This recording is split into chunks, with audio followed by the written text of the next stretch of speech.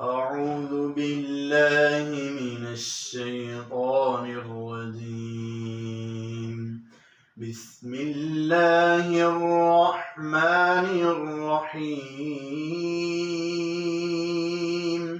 والتين والزيتون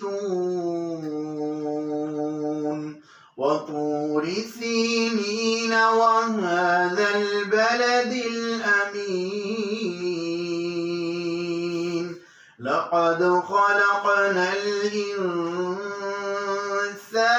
في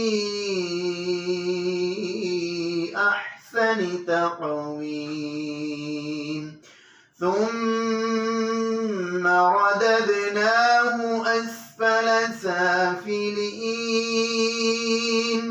إلا الذين آمنوا وعملوا الصالحات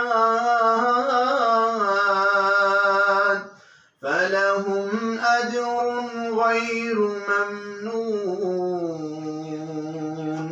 فما يكذبك بعد بالدين؟ أليس الله بأحكم الحاكمين؟